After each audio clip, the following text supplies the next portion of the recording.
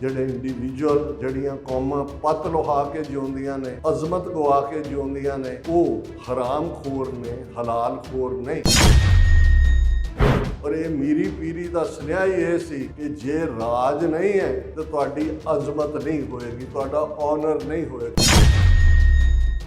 ਉਦੋਂ ਤਿਕੜੀ ਨਹਿਰੂ, ਪਟੇਲ ਤੇ ਚੰਦੂ ਲਾਲ ਤਰਵੇਦੀ ਪੰਜਾਬ ਦੇ ਜਿਹੜਾ ਗਵਰਨਰ ਸੀ, ਅੱਜ ਉਹ ਤਿਕੜੀ ਮੋਦੀ, ਅਮਿਤ ਸ਼ਾਹ ਤੇ ਅਜੀਤ ਡੋਵਲ ਦੀ ਹੈ। ਇਹ ਸਾਨੂੰ ਜੰਗ ਦੇ ਵਿੱਚ ਵੀ ਝੋਕਣਾ ਚਾਹੁੰਦੇ ਨੇ, ਪੰਜਾਬ ਜਿਹੜਾ ਇਸ ਨੂੰ ਬਰਬਾਦ ਕਰਨਾ ਚਾਹੁੰਦੇ ਨੇ।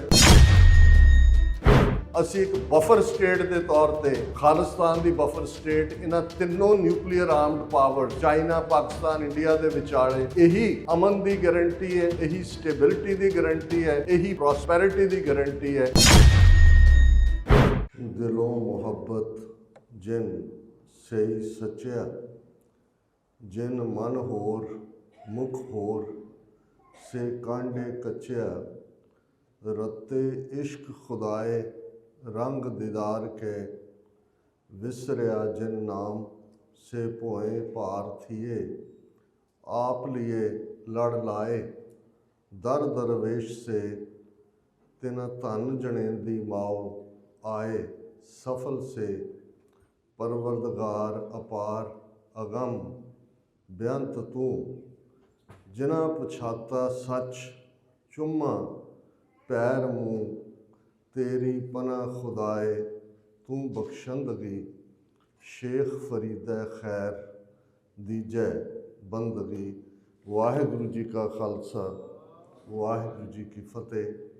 साहिब श्री गुरु ग्रंथ साहिब जी की हजूरी में जुड़े बैठे सतगुरु जी का अपना आपा गुरु खालसा साध संगत जीओ, मेरे लिए ये बड़े भागां की गल है कि अज मैं गुरुद्वारा सिंह सभा रिवर्सबी सिडनी दे विच संगतां दे रूबरू हो रहे।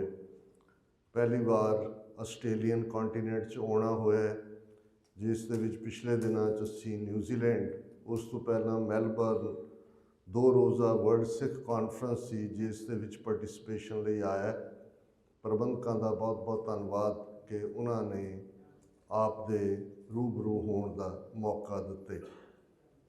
गल जदों अजोके संघर्ष की हुंदी है, चंगी गल है कि बीते कल प्रेजिडेंट ट्रंप ने इंटरवीन करके उन्होंने secretary of state Marco Rubio ने भारत पाकिस्तान दोनों देशों के प्रधानमंत्रियों नाल गलबात करके, पाकिस्तानी फौज के मुखी नाल गलबात करके जो ऐलान किया, डोनाल्ड ट्रंप ने ट्वीट किया कि आपस दे विच जिहड़ा वो सीज़ फायर हो गया और हुण किसी न्यूट्रल थां दे उत्ते दोनों मुल्कां दी जिहड़ी है वो गुफ्तगू होएगी, डायलॉग होएगा।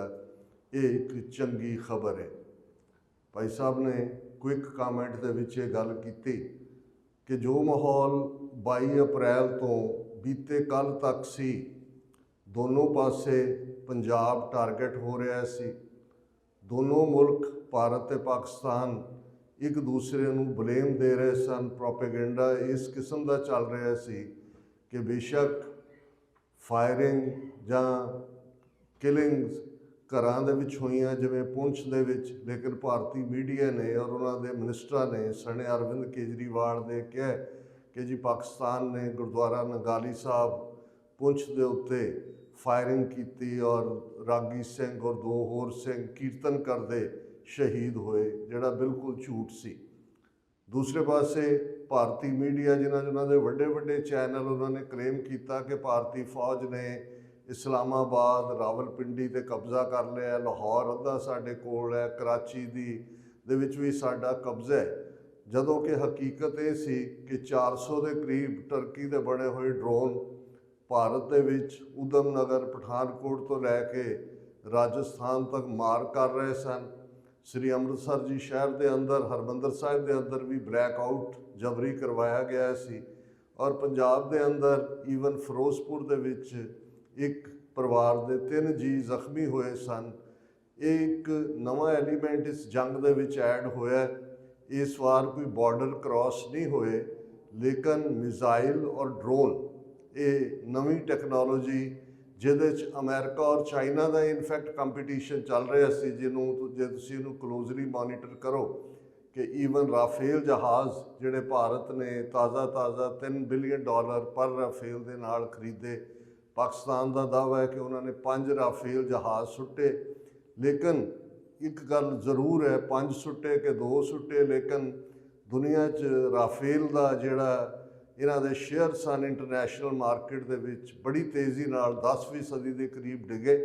ਔਰ ਜਿਹੜੇ ਚਾਈਨੀਜ਼ ਪਲੇਨ ਜਿਹੜੇ ਪਾਕਿਸਤਾਨ ਨੇ ਇਸਤੇਮਾਲ ਕੀਤੇ ਉਹਨਾਂ ਦੇ ਸ਼ੇਅਰ 10% ਵਧੇ। ਸੋ ਅਸੀਂ ਜਦੋਂ ਇਸ ਸਾਰੇ ਨੂੰ ਇੱਕ ਕਮਰਸ਼ੀਅਲ ਇਕਨੋਮਿਕਲ ਵਾਰਫੇਅਰ ਵੀ ਹੈ, ਇਹ ਭਾਰਤ ਤੇ ਪਾਕਿਸਤਾਨ ਦੇ ਵਿਚਾਲੇ ਉਹਨਾਂ ਦੀ ਆਪਸੀ ਗੰਦੀ ਖੇਡ ਵੀ ਹੈ। ਜਦੋਂ ਇੱਕ ਹਕੂਮਤ ਅਨਪੋਪੂਲਰ ਹੁੰਦੀ ਹੈ ਤੇ ਇੱਕ ਬੜਾ ਪੋਪੂਲਰ ਅਖਾਣ ਹੈ ਕਿ ਪੈਟਰੀਓਟਿਜ਼ਮ ਇਜ਼ ਦਾ ਲਾਸਟ ਰੈਫਿਊਜ ਆਫ ਦਾ ਸਕਾਉਂਡਰਲਸ, ਕਿ ਬਦਮਾਸ਼ਾਂ ਦੇ ਲਈ ਜਾਂ ਜਿਹੜੇ ਲੋਕ ਹਾਰੇ ਹੋਏ ਹੁੰਦੇ ਨੇ ਉਹ ਇੱਕਦਮ ਦੇਸ਼ ਭਗਤੀ ਦਾ ਨਾਅਰਾ ਦੇ ਕੇ ਉਸ ਦੇ ਵਿੱਚ ਰੈਫਿਊਜ ਜਾਂ ਸ਼ਰਨ ਭਾਲਦੇ ਨੇ। ਔਰ ਇਹ ਦੋਨੋਂ ਪਾਸਿਓਂ ਹੀ ਦੇਖਣ ਦੇ ਵਿੱਚ ਆਇਆ। ਮੋਦੀ ਜਿਹਦੀ ਹਕੂਮਤ ਅਟਰ ਫੇਲਿਓਰ ਹੈ, ਉਹ ਭਾਵੇਂ ਅਨਇੰਪਲੋਇਮੈਂਟ ਹੋਏ, ਉਹ ਵਕਫ ਬੋਰਡ ਅਮੈਂਡਮੈਂਟ ਦੇ ਨਾਂ ਥੱਲੇ ਮੁਸਲਮਾਨਾਂ ਦੇ ਗ੍ਰੇਵਯਾਰਡ ਵੀ ਜਿਹੜੇ ਨੇ ਉਹਨਾਂ ਦੇ ਉੱਤੇ ਉਹਨਾਂ ਨੇ ਕਬਜ਼ਾ ਕਰ ਲਿਆ। ਔਰ ਦੂਸਰੇ ਪਾਸੇ ਬਿਹਾਰ ਦੇ ਵਿੱਚ ਚੋਣਾਂ ਆ ਰਹੀਆਂ ਨੇ, ਅਮਰੀਕਾ ਦੇ ਟੈਰਿਫ ਵਾਰਫੇਅਰ ਦੇ ਥੱਲੇ ਪੂਰੀ ਤਰ੍ਹਾਂ ਗੋਡੇ ਟੇਕੇ ਹੋਏ ਨੇ। ਇਹਨਾਂ ਹਾਲਾਤਾਂ 'ਚ ਬੈਸਟ ਹੁੰਦਾ ਵੀ ਲੋਕਾਂ ਨੂੰ ਤੁਸੀਂ ਫਿਰਕੂ ਅੱਗ ਦੇ ਵਿੱਚ ਝੋਕ ਦਿਓ। ਆਮ ਲੋਕ ਸਫ਼ਰ ਕਰਦੇ ਨੇ, ਇਹਨਾਂ ਸਭ ਦੇ ਆਪਣੇ ਬੱਚੇ ਹਾਇਰ ਯੂਨੀਵਰਸਿਟੀਆਂ 'ਚ ਪੜ੍ਹਦੇ ਨੇ। ਐਸ ਜੈਸ਼ੰਕਰ ਫੋਰਨ ਮਿਨਿਸਟਰ ਜਿਹੜਾ ਅੱਡੀਆਂ ਚੁੱਕ ਕੇ ਬਿਆਨ ਦਿੰਦਾ ਹੈ, ਉਹਦੀ ਵਾਈਫ ਜੈਪਨੀਜ਼ ਹੈ, ਉਹਦੇ ਦੋਵੇਂ ਮੁੰਡੇ ਅਮਰੀਕਨ ਸਿਟੀਜ਼ਨ ਨੇ, ਤੇ ਉੱਥੇ ਉਹ ਹਿੰਦੂਤਵਾ ਦਾ ਪਾਠ ਔਰ ਮੁਲਕ ਦੇ ਗੌਰਵ ਦਾ ਪਾਠ ਪੜ੍ਹਾਉਂਦੇ ਨੇ। ਇਹੋ ਹਾਲ ਦੂਸਰੇ ਪਾਸੇ ਹੈ। ਪਰ ਸਾਡੇ ਲਈ ਇਹ ਬੜਾ ਅਹਿਮ ਹੈ ਗੱਲ ਕਿ ਸਿੱਖ ਕੌਮ ਜਿਹੜੀ ਕਿ ਇਹਨਾਂ ਦੋ ਸਿਵਲਾਈਜੇਸ਼ਨ, ਮੈਂ ਹੁਣ ਇਕੱਲੇ ਮੁਲਕਾਂ ਦੀ ਗੱਲ ਨਹੀਂ ਕਰਾਂਗਾ, ਇਹ ਦੋ ਸੱਭਿਅਤਾਵਾਂ ਨੇ। ਜੇ ਤੁਸੀਂ ਇਸਲਾਮ ਦੇ ਹਵਾਲੇ ਨਾਲ ਦੇਖੋ ਤਾਂ ਮੋਰਾਕੋ ਤੋਂ ਇਸਲਾਮ ਸ਼ੁਰੂ ਹੋ ਜਾਂਦਾ ਹੈ ਔਰ ਸਾਰਾ ਸੈਂਟਰਲ ਏਸ਼ੀਆ ਕ੍ਰਾਸ ਕਰਕੇ 6 ਉਹ ਸਥਾਨ ਜਿਨ੍ਹਾਂ 'ਚ ਕਿਰਗਿਸਤਾਨ, ਉਜ਼ਬੇਕਿਸਤਾਨ, ਤਾਜ਼ਿਕਸਤਾਨ, ਤੁਰਕਮਾਨਿਸਤਾਨ, ਅਫਗਾਨਿਸਤਾਨ, ਪਾਕਿਸਤਾਨ, ਸਾਡੇ ਵਾਹਗਾ ਅਤੇ ਹੁਸੈਨੀਵਾਲਾ ਦੇ ਬਾਰਡਰ ਦੇ ਉੱਤੇ ਆ ਕੇ ਇਸ ਦਾ ਬਹਾਅ ਰੁਕਦਾ। ਦੂਸਰੇ ਪਾਸੇ ਗੰਗਾ ਜਮਨੀ ਤਹਿਜ਼ੀਬ, ਗੰਗਾ ਜਮਨਾ ਪਾਰ ਦਾ ਉਹ ਸੱਭਿਆਚਾਰ ਜਿਸ ਨੇ ਕਦੇ ਵੀ ਪੰਜਾਬ ਨੂੰ, ਅਸੀਂ ਸਿੱਖੀ ਦਾ ਤਾਂ 557 ਵਰ੍ਹੇ ਪਹਿਲਾਂ ਗੁਰੂ ਨਾਨਕ ਪਾਤਸ਼ਾਹ ਦੇ ਪ੍ਰਕਾਸ਼ ਦੇ ਨਾਲ ਸ਼ੁਰੂਆਤ ਹੁੰਦੀ ਹੈ, ਪਰ ਜਿਹੜੇ ਜਾਣਨਾ ਚਾਹੁੰਦੇ ਨੇ ਕਿ ਜਿਹੜੀ ਨਫ਼ਰਤ ਹੈ ਪੰਜਾਬ ਦੇ ਲਈ, ਇਹ ਇਹਨਾਂ ਦੇ ਮੁੱਢ ਕਦੀਮ ਤੋਂ ਮਹਾਭਾਰਤ ਜੇ ਤੁਸੀਂ ਦੇਖੋਗੇ ਤੇ ਜਿਹੜੇ ਪੰਜਾਬ ਦੇ ਉਸ ਵੇਲੇ ਦੇ ਰਾਜੇ ਸਨ, ਉਹ ਰਾਜਾ ਦਸਯੂ ਹੋਏ ਜਿਹਦੇ ਨਾਂ ਤੇ ਦਸੂਆ ਵਸਿਆ ਹੋਇਆ, ਜਾਂ ਜਲਧਰ ਹੋਏ ਜਿਹਦੇ ਨਾਂ ਦੇ ਉੱਤੇ ਜਲੰਧਰ ਵਸਿਆ ਹੋਇਆ, ਇਹ ਸਾਰੇ ਕੌਰਵਾਂ ਦੇ ਵੀ ਸਾਥੀ ਸਨ। ਔਰ ਉਹਦੇ 'ਚ ਇੱਕ ਦੋ ਡਾਇਲੋਗ ਇਸ ਕਿਸਮ ਦੇ ਨੇ ਜਿਹਦੇ 'ਚ ਪੂਰੀ ਜਿਹੜੀ ਹੈ ਨਫ਼ਰਤ ਦੇ ਨਾਲ ਉਹ ਪੰਜਾਬ ਦੇ ਰਾਜਿਆਂ ਨੂੰ ਜਿਹੜੇ ਦੂਸਰੇ ਨੇ ਉਹ ਸੰਬੋਧਨ ਕਰ ਰਹੇ ਨੇ। ਔਰ ਇੱਕ ਗੱਲ ਕੱਲ੍ਹ ਵੀ ਵਿਚਾਰ ਚੱਲਦਿਆਂ ਚੱਲਿਆ ਸੀ, ਮੈਂ ਕਿਹਾ ਜੀ ਪੰਜਾਬ ਦੇ 5 ਦਰਿਆ ਸਤਲੁਜ, ਬਿਆਸ, ਰਾਵੀ, ਝਨਾਹ, ਜੇਹਲਮ, ਹਾਲਾਂ ਪੰਜਾਬ ਨਾਂ ਪਹਿਲੀ ਵਾਰ ਜੇ ਆਫੀਸ਼ੀਅਲ ਰੈਕਡ 'ਚ ਮਿਲਦਾ ਤੇ ਅਕਬਰ ਦੇ ਵੇਲੇ ਮਿਲਦਾ। ਉਸ ਤੋਂ ਪਹਿਲਾਂ ਉਸ ਦੇ ਵੱਖੋ ਵੱਖਰੇ ਨਾਂ ਨੇ। ਸਪਤ ਸਿੰਧੂ, ਕਿਉਂਕਿ ਇੱਕ ਸਰਸਵਤੀ ਜਿਹੜਾ ਗਾਇਬ ਹੋ ਗਿਆ ਦਰਿਆ ਦੀ ਗੱਲ ਹੁੰਦੀ, ਜਿਹੜਾ ਕਦੇ ਐਗਜ਼ਿਸਟ ਨਹੀਂ ਸੀ ਕਰਦਾ। ਦਰਿਆਏ ਇੰਡਸ ਸਿੰਧ ਇਹ ਵੀ ਇਹਦਾ ਹਿੱਸਾ ਹੈ। ਕਿਸੇ ਵੇਲੇ ਇਸ ਨੂੰ ਮਦਰ ਦੇਸ਼ ਵੀ ਕਹਿੰਦੇ ਸੀ। 10ਵੇਂ ਪਾਤਸ਼ਾਹ ਨੇ ਜਦੋਂ ਪਟਨਾ ਸਾਹਿਬ ਤੋਂ ਪੰਜਾਬ ਆਉਣ ਦਾ ਜ਼ਿਕਰ ਕੀਤਾ ਤੇ ਉਹਨਾਂ ਨੇ ਲਫ਼ਜ਼ ਮਦਰ ਦੇਸ਼ ਹਮਕੋ ਲੈ ਆਏ, ਭਾਂਤ ਭਾਂਤ ਦਾਈਨ ਦੁਲਰਾਏ। ਲੇਕਿਨ ਪੰਜਾਬ ਅਕਬਰ ਦੇ ਵੇਲੇ ਸਾਹਮਣੇ ਆਉਂਦਾ ਹੈ। ਪਰ ਇਹਨਾਂ 5 ਦਰਿਆਵਾਂ ਦਾ ਜੇ ਅਸੀਂ ਜ਼ਿਕਰ ਕਰੀਏ ਤੇ ਇਹਨਾਂ 5 'ਚੋਂ ਕੋਈ ਪਵਿੱਤਰ ਦਰਿਆ ਨਹੀਂ ਹੈ। ਹੁਣ ਜੇ ਬ੍ਰਾਹਮਣਵਾਦੀਆਂ ਨੇ ਗੰਗਾ, ਜਮਨਾ, ਸਰਸਵਤੀ, ਗੋਦਾਵਰੀ ਇਹਨਾਂ ਨੂੰ ਪਵਿੱਤਰ ਦਰਿਆ ਹੀ ਨਹੀਂ, ਸਾਰੀ ਜ਼ਿੰਦਗੀ ਦਾ ਗੰਗਾ ਜਮਨੀ ਤਹਿਜ਼ੀਬ ਦਾ ਸਰਕਲ ਇਹਨਾਂ ਦੇ ਦੁਆਲੇ ਘੁੰਮਦਾ, ਲੋਕਾਂ ਨੂੰ ਪਾਪ ਪੁੰਨ ਦੀ ਉਸ ਦੌੜ ਦੇ ਵਿੱਚ ਪਾ ਕੇ, ਜਿਸ ਦੇ ਵਿੱਚ ਇੱਥੇ ਪਾਪ ਪੁੰਨ ਨੇ, ਅੱਗੇ ਸਵਰਗ ਨਰਕ ਦੀ ਗੱਲ ਹੈ ਤੇ ਗੁਰਮਤਿ ਦਾ ਸਿਧਾਂਤ ਹੈ ਪਾਪ ਪੁੰਨ ਤੈ ਭਈ ਕਹਾਵਤ, ਕਉ ਨਰਕ ਕਉ ਸੁਰਗ ਬੰਛਾਵਤ। ਇਹ ਸਾਰੀ ਇੱਕ ਵੱਖਰੀ ਲਾਈਨ। ਔਰ ਗੁਰੂ ਅਮਰਦਾਸ ਜੀ ਜਿਨ੍ਹਾਂ ਦਾ ਪ੍ਰਕਾਸ਼ ਪੁਰਬ ਅੱਜ ਤੁਸੀਂ ਸੈਲੀਬ੍ਰੇਟ ਕਰ ਰਹੇ ਹੋ, बड़ा खूबसूरत गुरु अमरदास जी का फरमान है, गंगा जमुना सरस्वती गोदावरी ते करें उद्यम धूड़ साधु की ताई।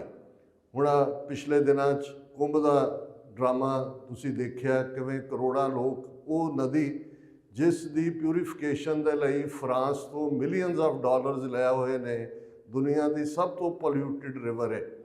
लेकिन तुसी नैरेटिव या प्रोपेगेंडे का हाल देखो कि उन्होंने साइंटिस्ट भी जिन्होंने पता है भी पोल्यूटिड है, उन्होंने पोल्यूशन बोर्ड की रिपोर्ट भी इस दे उत्ते आई, पर वो अज भी क्लेम करनगे कि गंगा का पानी तुसी किसी बोतल च पा के दुनिया के किसी कोने च लै जाओ, ये कदे खराब नहीं होंदा। ये नैरेटिव है। एक पासे असी देखते हैं कि किवें माल न्यूट्रीशन के नाल, आम बीमारियां दे नाल जिन्हां दे उत्ते दुनिया ने कदों दा काबू पाया होया, वो मलेरिया वर्गी बीमारी होई, अज भी मिलियंस मरदे ने। पर इन्हां दा तुसी क्लेम देखोगे कि गौ मूत्र दे नाल कैंसर भी ठीक हो जाता है, गोबर दे नाल की कुछ ठीक होंदा है। हुण अमेरिकन इमीग्रेशन वाले जदों कोई भी इंडियन उतरदा इंडियन जहाज़ तो उन्होंने एक सवाल उन्होंने ऐड किया होया है अपने questionnaire, are you carrying any कॉडंग, कि कोई गोहा तो नहीं तू लिया रहा। क्योंकि जिन्हां दे कोल हकूमतां हुंदियां ने उन्हां दा नैरेटिव विकदा है, उन्हां दा गोहा भी, उन्हां दा गौ मूत्र भी एमेजोन दे उत्ते विकदा है। उन्हां दे अपने पोस्ट ऑफिस उत्थे जां रेलवे स्टेशन वो तो वेचदे ही वेचदे ने।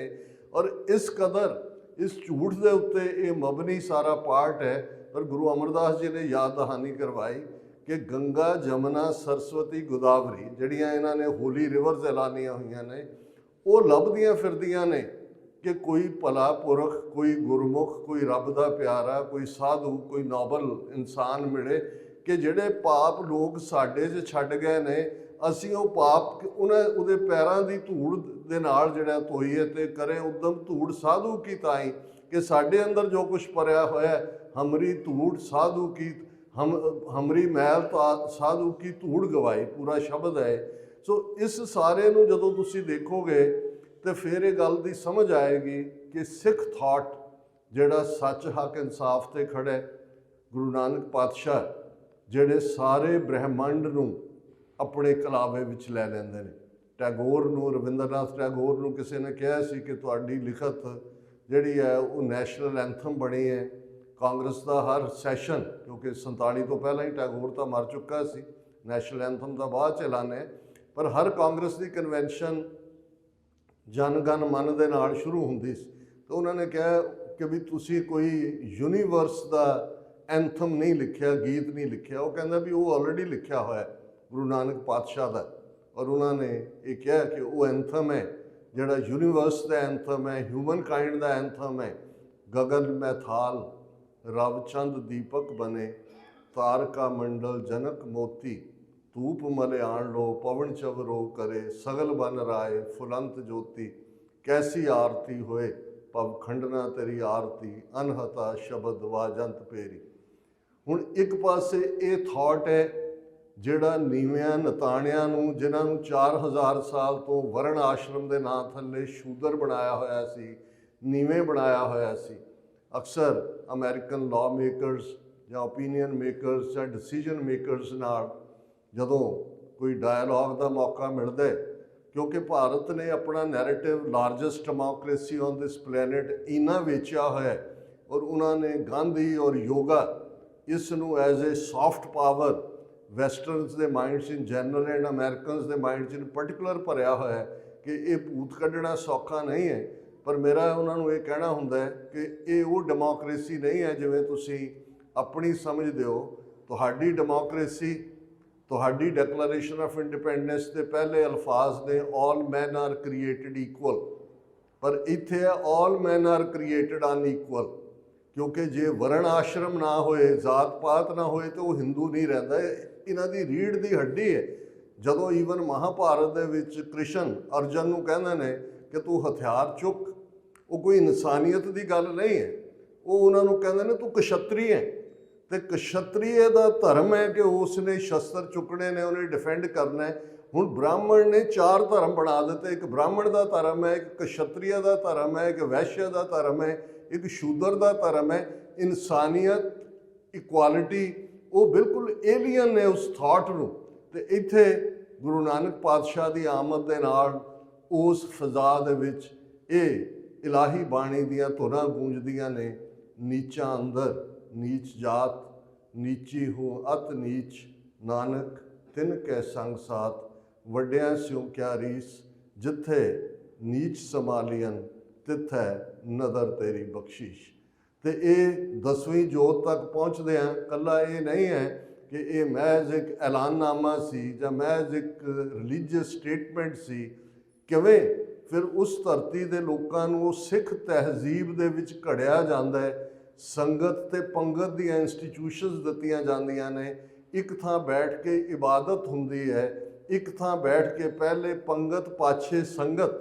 ਇਹ ਇਸ ਲਈ ਨੈਸੈਸਰੀ ਸੀ ਕਿ ਕਈ ਵੱਡੇ ਵੱਡੇ ਬ੍ਰਾਹਮਣ ਡਾਇਲੌਗ ਲਈ ਤਾਂ ਆਉਂਦੇ ਸਨ ਗੁਰੂ ਸਾਹਿਬ ਦੇ ਨਾਲ, ਪਰ ਜੇ ਇਕੱਠੇ ਬੈਠ ਕੇ ਖਾਓ ਤੇ ਉਹਨਾਂ ਦਾ ਵਰਣ ਆਸ਼ਰਮ ਭੰਗ ਹੁੰਦਾ। ਗੁਰੂ ਅਮਰਦਾਸ ਜੀ ਨੇ ਕਿਹਾ ਵੀ ਹੁਣ ਪਹਿਲਾਂ ਜਾ ਕੇ ਲੰਗਰ ਦੇ ਵਿੱਚ ਖਾਓ, ਜਿਨ੍ਹਾਂ ਨੂੰ ਸ਼ੂਦਰ ਕਹਿੰਦੇ ਉਹਨਾਂ ਦੇ ਨਾਲ ਬੈਠੋ, ਫਿਰ ਆ ਕੇ ਤੁਸੀਂ ਜਿਹੜਾ ਇੱਧਰ ਗੱਲਬਾਤ ਕਰ ਸਕਦੇ ਹੋ। ਇਹ ਜਦੋਂ ਅਸੀਂ ਸਾਰਾ ਵਰਤਾਰਾ ਨਾਲ ਦੀ ਨਾਲ ਦੇਖਦੇ ਹਾਂ, ਜਿਹੜੀ ਤਬਦੀਲੀ ਇਸ ਪੀਰੀਅਡ ਦੇ ਵਿੱਚ ਆਈ, ਇਹ ਥਾਟ 10ਵੇਂ ਪਾਤਸ਼ਾਹ ਤੱਕ ਪਹੁੰਚਦੇ ਹਾਂ, ਜਦੋਂ ਗੁਰੂ ਕਲਗੀਧਰ ਪਾਤਸ਼ਾਹ ਰੰਗਰੇਟੇ ਗੁਰੂ ਕੇ ਬੇਟੇ ਨਾਲ ਆਪਣੇ ਗਲ ਨਾਲ ਲਾਉਂਦੇ ਨੇ। 5 ਪਿਆਰੇ ਜਿਹੜੇ ਅੰਮ੍ਰਿਤ ਦੀ ਦਾਤ ਲੈਂਦੇ ਨੇ, ਉਹਨਾਂ ਨੂੰ ਇਹ ਫਰਮਾਨ ਹੁੰਦਾ, ਅੱਜ ਤੋਂ ਤੁਹਾਡੀ ਕੁਲ ਨਾਸ, ਕਰਮ ਨਾਸ, ਕਿਰਤ ਨਾਸ, ਵਰਣ ਨਾਸ, ਭਰਮ ਨਾਸ, ਤੁਸੀਂ ਖਾਲਸਾ ਹੋ। ਔਰ ਫਿਰ ਉਹ ਖਾਲਸਾ ਜਿਸ ਨੂੰ ਗੁਰੂ ਕਲਗੀਧਰ ਪਾਤਸ਼ਾਹ ਪਾਤਸ਼ਾਹਤ ਦਿੰਦੇ ਨੇ, ਸੋਵਰਨਿਟੀ। ਇਨ ਗਰੀਬ ਸਿੱਖਨ ਕੋ ਦੇਉ ਪਾਤਸ਼ਾਹੀ, ਇਹ ਯਾਦ ਰੱਖੇ ਹਮਰੀ ਗੁਰਿਆਈ।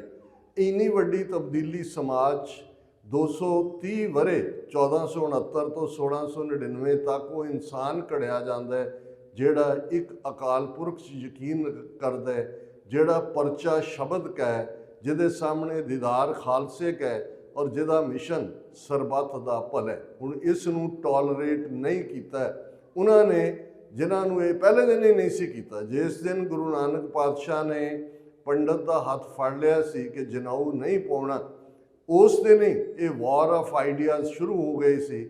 ਉਹ ਫਿਰ ਗੋਂਦਾ ਮਰਵਾਹਾ ਹੋਏ, ਉਹ ਚੰਦੂ ਹੋਏ, ਗੰਗੂ ਹੋਏ, ਉਹ ਸੁੱਚਾਨੰਦ ਹੋਏ, ਲੱਖੂ ਹੋਏ, ਜੱਸੂ ਹੋਏ, ਨਾਂ ਬਦਲਦੇ ਨੇ, ਇੰਦਰਾ ਗਾਂਧੀ ਹੋਏ, ਨਰਿੰਦਰ ਮੋਦੀ ਹੋਏ, ਲੇਕਿਨ ਸੋਚ ਉਹੀ ਲਗਾਤਾਰਤਾ ਦੇ ਨਾਲ ਰਹੀ।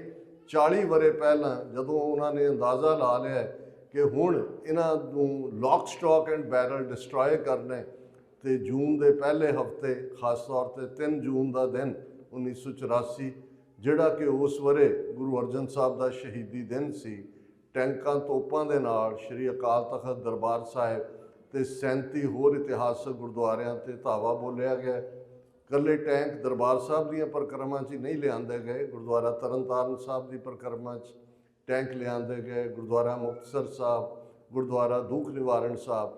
ਔਰ ਇਹਨਾਂ 4 ਦਹਾਕਿਆਂ ਤੋਂ ਇੱਕ ਤੋਂ ਬਾਅਦ ਇੱਕ ਤਾਂ ਉਹਨਾਂ ਨੇ ਸਾਡੀ ਪੂਰੀ ਜਨਰੇਸ਼ਨ 1984 ਤੋਂ 1995 ਤੱਕ ਮਾਰ ਮੁਕਾਈ। ਉਹਨਾਂ ਨੇ 50,000 ਮਾਰੇ ਕਿ 1 ਲੱਖ ਮਾਰੇ ਕਿ 1.5 ਲੱਖ ਮਾਰੇ, ਕਿਉਂਕਿ ਮਾਰਨ ਵਾਲੇ ਨਾ ਸਮਾਧਾਂ ਬਣਾਉਂਦੇ ਨੇ, ਨਾ ਕਬਰਾਂ ਬਣਾਉਂਦੇ ਨੇ ਕਿ ਤੁਸੀਂ ਗਿਣਤੀ ਕਰ ਸਕੋ। ਹਾਂ, ਇੱਕ ਅੰਦਾਜ਼ਾ ਅਸੀਂ ਲਾ ਸਕਦੇ।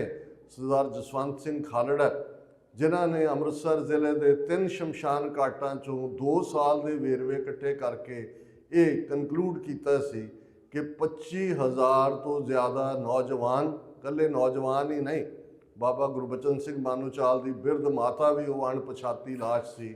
ਭਾਈ ਪਰਮਜੀਤ ਸਿੰਘ ਪੰਜਵੜ, ਜਿਨ੍ਹਾਂ ਨੂੰ 7 ਮਈ 2023 ਨੂੰ ਲਾਹੌਰ ਦੇ ਵਿੱਚ ਸ਼ਹੀਦ ਕੀਤਾ ਗਿਆ, ਉਹਨਾਂ ਦੀ ਬਿਰਧ ਮਾਤਾ ਵੀ ਅਣਪਛਾਤੀ ਲਾਸ਼ ਸੀ। ਤੇ ਇਹ ਅਣਪਛਾਤੀਆਂ ਲਾਸ਼ਾਂ ਨੂੰ ਪਛਾਣ ਦੇਣ ਵਾਲੇ ਜਸਵੰਤ ਸਿੰਘ ਖਾਲੜਾ ਵੀ 6 ਸਤੰਬਰ 1995 ਨੂੰ ਅਣਪਛਾਤੀ ਲਾਸ਼ ਬਣਾ ਦਿੱਤੇ ਜਾਂਦੇ ਨੇ। ਇਹ ਸਾਡੀ ਕਹਾਣੀ ਹੈ।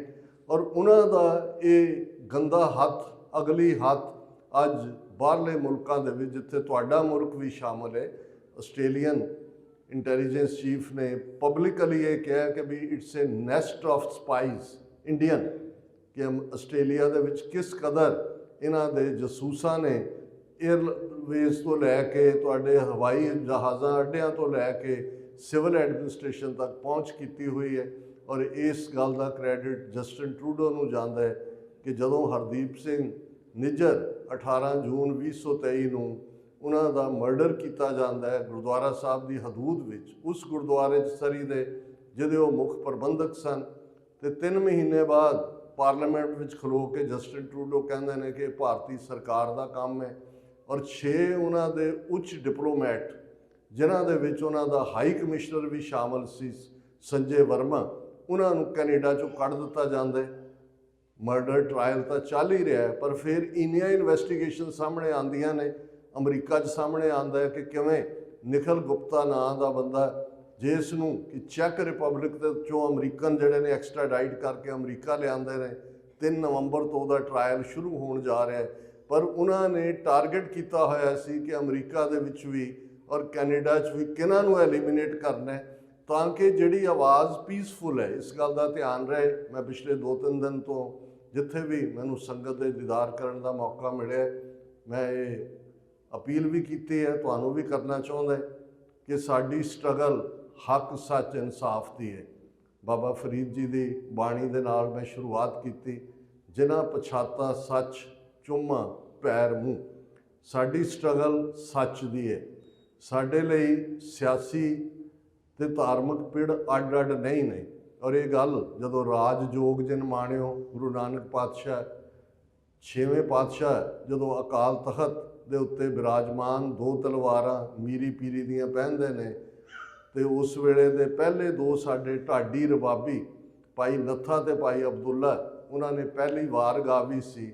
ਉਸ 2 ਤਲਵਾਰੀ ਬੱਧੀਆਂ, ਇੱਕ ਮੀਰੀ ਦੀ, ਇੱਕ ਪੀਰੀ ਦੀ, ਇੱਕ ਅਜ਼ਮਤ ਦੀ, ਇੱਕ ਰਾਜ ਦੀ, ਇੱਕ ਰਾਖੀ ਕਰੇ ਵਜ਼ੀਰ ਦੀ, ਪੱਗ ਤੇਰੀ ਕੀ ਜਹਾਂਗੀਰ ਦੀ। ਹੁਣ 2 ਤਲਵਾਰਾਂ ਪਹਿਨੀਆਂ ਨਹੀਂ ਆ, ਬੱਧੀਆਂ ਇਸ ਲਈ ਕਿ ਕੱਲ੍ਹ ਨੂੰ ਕੋਈ ਰਾਜ ਜੋਗ ਨੂੰ ਅੱਡ ਨਾ ਕਰੇ, ਮੀਰੀ ਪੀਰੀ ਨੂੰ ਅੱਡ ਨਾ ਕਰੇ। ਕੋਈ ਇਹ ਨਾ ਕਹੇ ਕਿ ਜੀ ਮੇਰਾ ਕੰਮ ਤਾਂ ਸਿਰਫ ਨਾਮ ਜਪਣ ਤੱਕ ਹੈ, ਬਾਹਰ ਕੀ ਹੋ ਰਿਹਾ, ਮੇਰੀ ਕੌਮ ਨਾਲ ਕੀ ਹੋ ਰਿਹਾ, ਮੇਰੇ ਲੋਕਾਂ ਨਾਲ ਕੀ ਹੋ ਰਿਹਾ, ਆਮ ਲੋਕਾਂ ਨਾਲ ਕੀ ਹੋ ਰਿਹਾ, ਇਹਦੇ 'ਚ ਮੇਰਾ ਕੋਈ ਫਰਜ਼ ਨਹੀਂ ਹੈ। ਨਹੀਂ, ਗੁਰੂ ਨਾਨਕ ਪਾਤਸ਼ਾਹ ਨੇ ਯਾਦ ਦਹਾਨੀ ਕਰਵਾਈ ਕਿ ਜੇ ਜੀਵੈ ਪਤ ਲੱਥੀ ਜਾਏ, ਸਭ ਹਰਾਮ ਜੀਤਾ ਕਿਛ ਖਾਏ।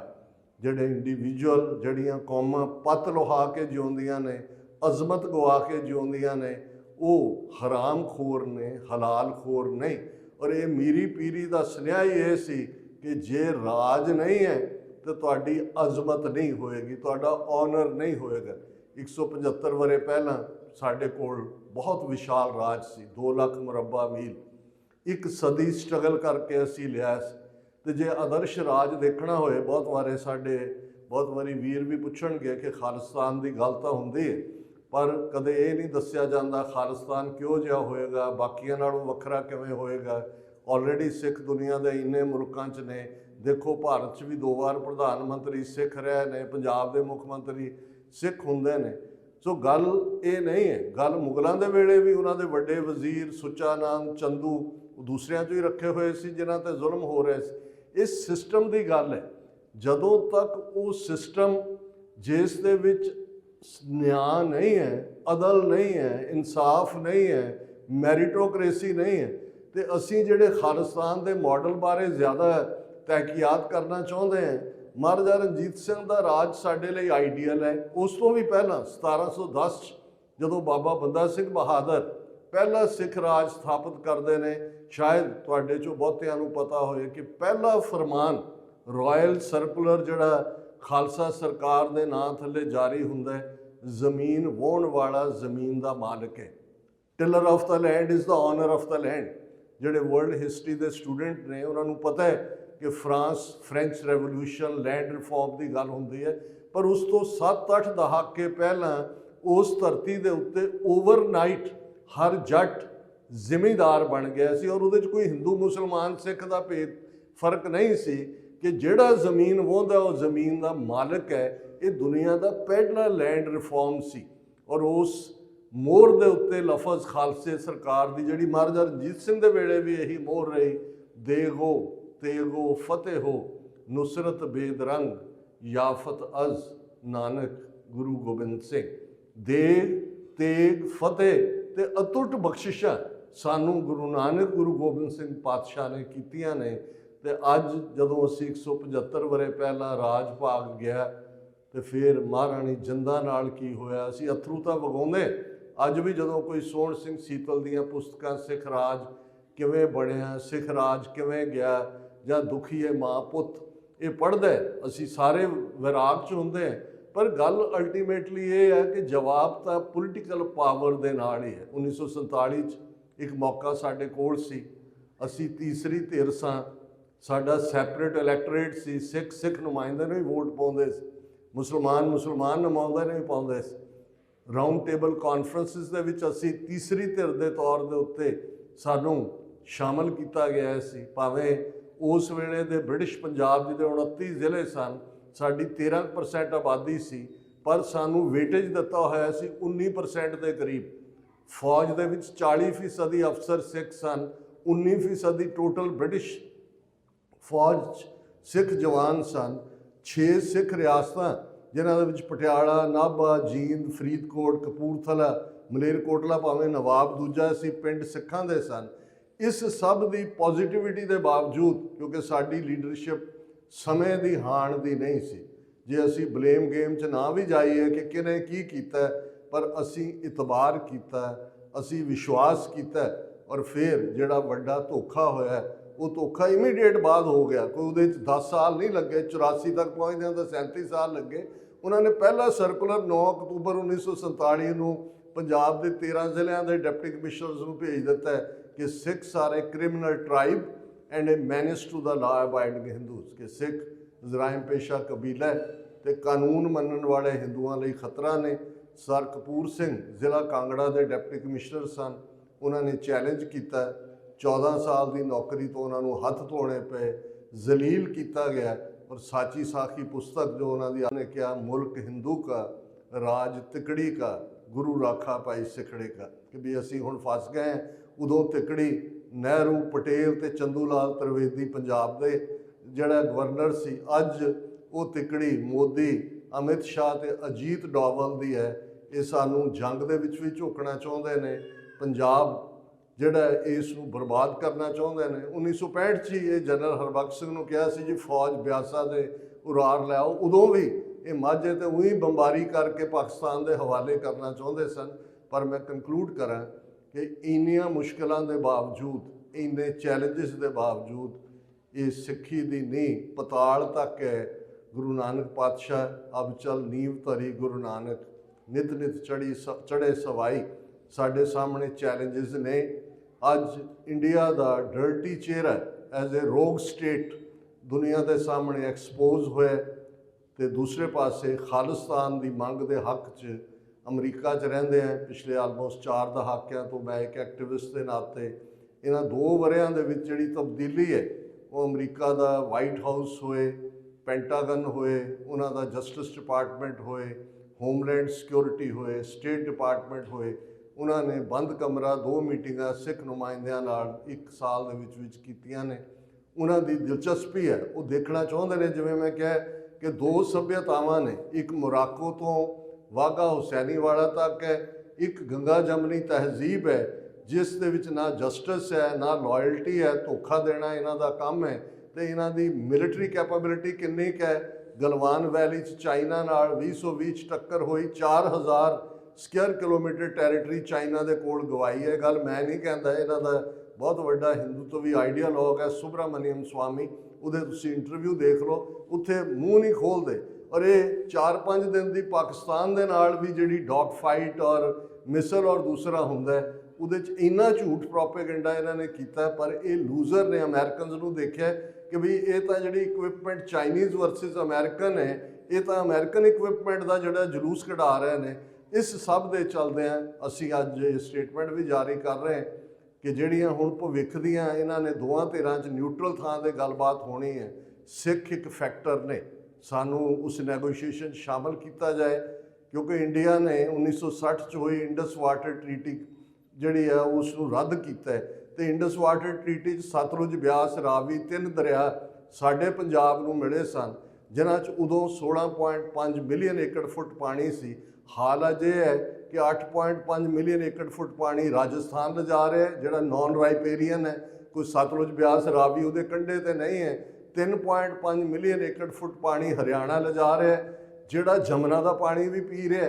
ਔਰ ਇੱਧਰ ਜਿਹੜਾ ਬਚਿਆ ਮਾੜਾ ਮੋਟਾ ਉਹਨੂੰ ਸਤਲੁਜ ਯਮੁਨਾ ਲਿੰਕ ਨਹਿਰ ਰਾਹੀਂ ਹਰਿਆਣੇ ਨੂੰ ਦੇਣ ਦੀ ਲਾਈਨ ਹੈ। ਹੁਣ ਉਹਨਾਂ ਨੇ ਜੇ ਕੈਂਸਲ ਹੀ ਕੀਤਾ ਤੇ ਅਸੀਂ ਇਹ ਕਹਿਣਾ ਚਾਹੁੰਦੇ ਹਾਂ ਕਿ ਭਵਿੱਖ ਦੀ ਕੋਈ ਵੀ ਨੈਗੋਸ਼ੀਏਸ਼ਨ ਭਾਰਤ ਪਾਕਿਸਤਾਨ ਦੇ ਵਿਚਾਲੇ ਸਿੱਖ ਇੱਕ ਫੈਕਟਰ ਨੇ।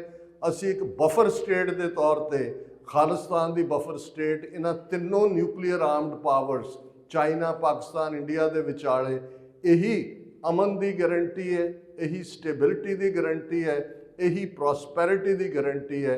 ਕਿਉਂਕਿ ਸਿੱਖ ਖੂਨ ਖਰਾਬਾ ਨਹੀਂ ਚਾਹੁੰਦਾ। ਅਸੀਂ ਕਿਸੇ ਧਰਮ ਦੇ ਖਿਲਾਫ ਨਹੀਂ ਹੈ। ਨਫ਼ਰਤ ਨਾਂ ਦੀ ਕੋਈ ਚੀਜ਼ ਸਿੱਖੀ ਦੇ ਵਿੱਚ ਨਹੀਂ ਹੈ। ਸਾਡੇ ਗੁਰੂ ਸਾਹਿਬਾਨ ਨੇ ਉਸ ਆਦਰਸ਼ ਸਮਾਜ ਦੀ ਗੱਲ ਕੀਤੀ ਹੈ। ਪੰਜਵੇਂ ਪਾਤਸ਼ਾਹ ਨੇ ਹੁਣ ਹੁਕਮ ਹੁਆ ਮਿਹਰਬਾਨ ਦਾ, ਪੈ ਕੋਏ ਨਾ ਕਿਸੇ ਰਿੰਝਾਣ ਦਾ, ਸਭ ਸੁਖਾਲੀ ਉਠਿਆ ਇਹ ਹੁਆ ਹਲੀਮੀ ਰਾਜ ਜਿਓ। ਇਹ ਮਿਹਰਬਾਨ ਦਾ ਹੁਕਮ ਹੈ ਕਿ ਪੈ ਕੋਈ ਨਾ ਕਿਸੇ ਰਿੰਝਾਣ ਦਾ, ਕੋਈ ਕਿਸੇ ਨੂੰ ਤੰਗ ਨਾ ਕਰੇ, ਕੋਈ ਕਿਸੇ ਦੇ ਮਨੁੱਖੀ ਹੱਕ ਨਾ ਖੋਏ, ਕੋਈ ਕਿਸੇ ਦੇ ਸਵੈਮਾਨ ਨੂੰ ਸੱਟ ਨਾ ਮਾਰੇ। ਭਗਤ ਰਵਿਦਾਸ ਜੀ ਦੇ ਲਫ਼ਜ਼ਾਂ ਵਿੱਚ ਬੇਗਮਪੁਰਾ ਸ਼ਹਿਰ ਕੋ ਨਾਓ, ਦੁੱਖ ਅੰਦੋ ਨਹੀਂ ਤੈ ਠਾਓ, ਨਾ ਤਸ਼ਵੀਸ਼ ਖਰਾਜ ਨਾ ਮਾਲ, ਖੌਫ ਨਾ ਖਤਾ ਨਾ ਤਰਸ ਜਵਾਲ, ਅਬ ਮੋਹਿ ਖੂਬ ਵਤਨ ਗਹਿ ਪਾਈ, ਊਹਾਂ ਖੈਰ ਸਦਾ ਮੇਰੇ ਭਾਈ, ਕਾਇਮ ਦਾਇਮ ਸਦਾ ਪਾਤਸ਼ਾਹੀ, ਦੋਮ ਨਾ ਸੇਮ 100 ਆਹੀ।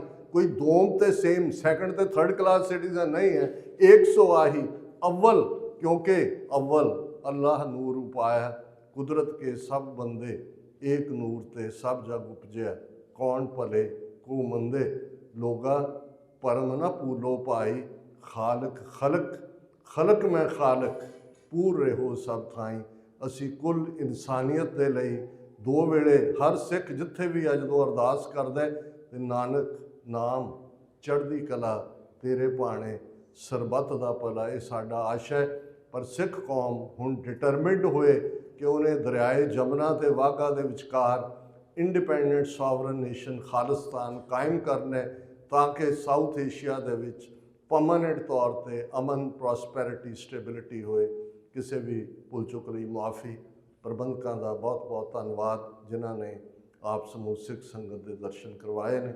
ਵਾਹਿਗੁਰੂ ਜੀ ਕਾ ਖਾਲਸਾ, ਵਾਹਿਗੁਰੂ ਜੀ ਕੀ ਫਤਿਹ।